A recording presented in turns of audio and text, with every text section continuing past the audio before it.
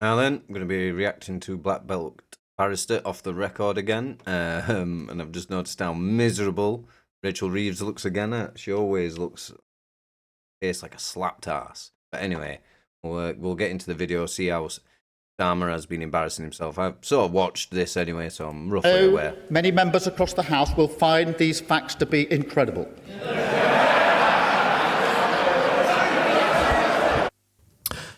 Morning. Extraordinary claims require extraordinary evidence.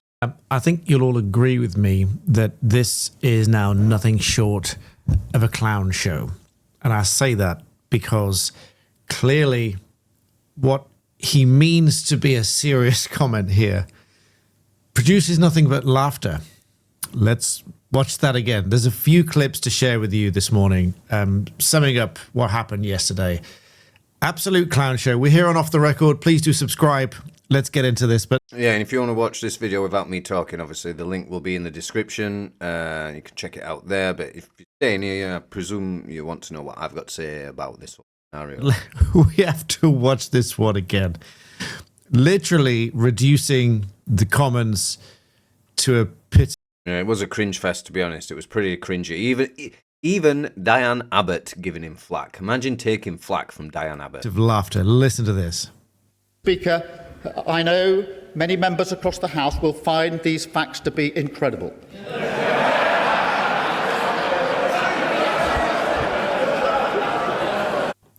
Of course, he's using the old term of incredible there, as in incredible, not credible, as in the facts that he expects people to believe are not credible. So I mean, good use of the etymology of the word there, Dan. I appreciate that, and I don't think he really meant that, but yeah, you are correct. If it was a Freudian slip, that would be the case for sure. He understands that the House won't find his explanation credible, and this coming from a former DPP. Listen to the rest. Yeah, that's the worst thing as well. The fact that he is actually a solicitor, and he comes from that background, and now he's trying to make a mockery of that whole system by saying that that Mandelson went through all the correct checks and passed them all, which is obviously not true. To that, I can only say they are right.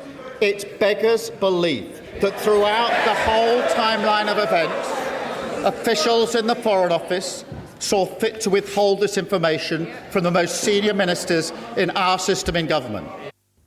And that will come under scrutiny because Sir Oliver, not Sir Robbins, I stand corrected, is apparently going to give some sort of big revelation today and fight back. And I absolutely don't blame him because I, for one, think he's been scapegoated. I don't believe Kier Starmer. Lots of other people don't either. Yeah, I don't believe anything Kier Starmer is saying. I think he should resign and we get a snap election underway pronto. I know that many are going to agree. I know that that's probably not going to happen, but that's where I stand. You probably heard and saw that there's a big ruckus of ministers, which I'll show in a minute, calling Kier Starmer a liar in the House of Commons, which you don't do. It's a bit like you don't outright say that someone is a liar. You point out where they say might not be true, and you provide evidence and so on. But we have, well, okay, fair point. But we have the evidence that Kier Starmer did know, and he has no evidence to suggest he didn't. I mean, he can't prove a negative as such, so that's why he's in a sticky position now. He can't sort of prove that he has not known about this stuff. And yeah, I imagine that calling somebody a liar in the House of Commons is against procedure, but the shoe fits. It's just not what we actually do. We don't actually call someone a liar in Parliament, in court, or whatever. There are ways of doing it, which Diane Abbott did very, very well, which I'll show you in a minute. There's a few clips to show you, but let's finish this one. I know, it's a bit weird to hear some of us actually giving Diane Abbott props for once. What kind of world have I fallen into here? That is not how the vast majority of people in this country expect politics, government, or accountability to work. And I do not think it's how most public servants think it should work either. Right, so That was him reducing the Commons to laughter. Let's take that one away. But there are a number of them here. There's one clip that I found which shows, actually, by all accounts, you cannot trust what Starmer says here.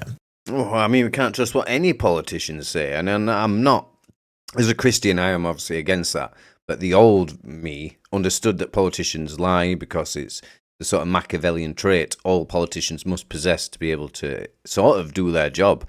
And I am obviously in conflict with that, this notion that politicians have to lie, but being a Christian, we can't lie. So I realise that's a bit of a conundrum, but where I am at the minute. Because back in February, he commented on what the documents said, but then later said he hadn't seen them. Now, which is it? It can't both be true. You can't know what's in it and therefore presumably have read it and not just been told what was in it, because if you were told what was in it, surely you were told everything else about it way back then in February, not last week. So either you were told what was in it or you saw it for yourself. But here's the comparison here from... Well, and as far as I can see, it seems Keir Starmer is doing neither of those and saying, "Oh, I just didn't know." Kemi Badenoch. And I understand that it's Badenoch, not Badenoch, as I hear some people saying it differently. I think she's corrected someone before. It is Badenoch. But who cares, man? People pronounce my name wrong all the time, my real name. Again, I'll stand to be corrected, but I think that's right. But Nobody cares. Nobody cares how anybody pronounces anybody's name. It's an irrelevant, prideful trait that everybody needs to get over. Listen to her question back in February, which Starmer's answer here cannot possibly be right if his answer back in February was also right. Listen to this. Can the Prime Minister tell us, did the official security vetting he received mention Mandelson's ongoing relationship with the paedophile Jeffrey Epstein? So clear. Prime Minister. Well, hold on. I'm pretty sure we've all got a suspicion that it was a PDF file, but has he actually been found? I don't know. You know what I mean? Like that word gets bandied around a lot, and I'm not trying to run defence for Mandelson at all in any shape or form. But I mean, we probably want to, have charges brought, people be prosecuted before we start dishing out those sort of words. Yes, it did.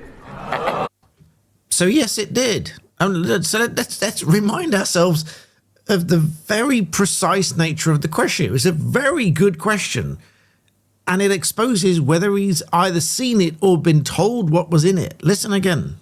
Can the Prime Minister tell us, did the official security vetting he received mention Mandelson's ongoing relationship with the paedophile Jeffrey Epstein? So clear. Prime Minister.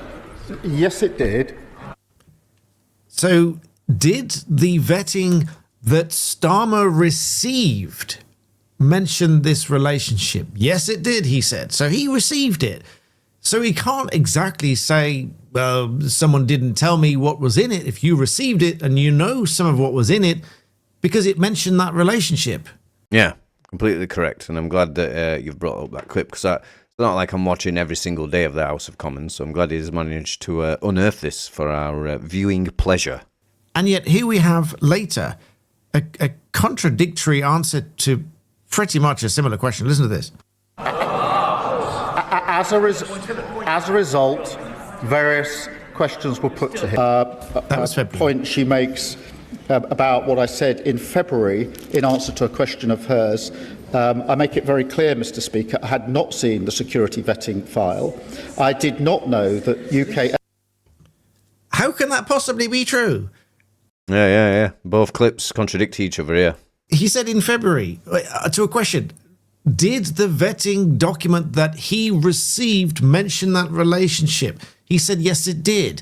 So either he saw it because he received it, or he was told what was in it, but now he's saying he didn't see it. That is why people don't believe him. That is why people are saying he... Yes. Yeah, nobody believes you, Starmer. You just need to leave, quit your job, you're done, you're toast. Stop wasting all our time. He's been lying. And to that end, we have a couple of MPs saying that he's lying, and it's not permitted in the House of Commons. But first of all, here. Thank you, Mr. Speaker. Anderson. The problem the Prime Minister's got is no one believes him. The public don't believe him. The MPs on this side of the House don't believe him. His own gullible backbenchers don't believe him. So does the Prime Minister agree with me? I mean, I don't think pointing at the backbenchers saying they don't believe him was a credible point. I agree with everything else Lee said here, but his backbenchers are always going to disagree by the very nature that they are backbenchers. Sort of implied in the name, but carry on. He's been lying.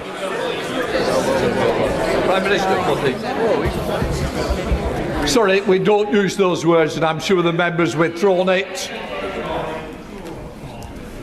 Mr. Speaker, I have the greatest respect for you and your office, but I will not withdraw. That man couldn't lie straight in bed. The order. Mr. Anderson.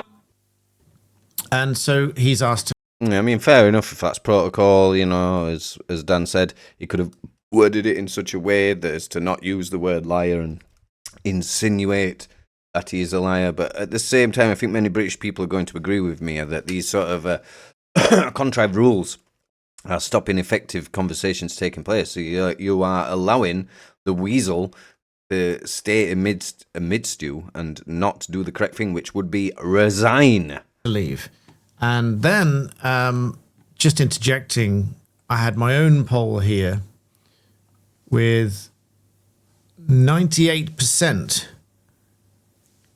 of 39,000 of you. Do you believe Keir Starmer? No. 98% of 39,000 people. The only question remains is who's the 2%? Not quite sure who that 2%. Yeah, there's some gullible 2% out there. But I'm going to leave this here anyway. If you want to check out the rest of Dan's video, I'll put the link in the description. And yeah, I completely do not believe anything he's saying. I hope to see him out of as soon as possible, and we can hopefully get an election in sharpish, because the country is just degrading with no sort of end in sight other than the election in 2029. And I'm sure lots of us are getting very frustrated with how things are panning out at the minute. But I'll leave that for there anyway. Feel free to like and subscribe, and I'll see you in the next video.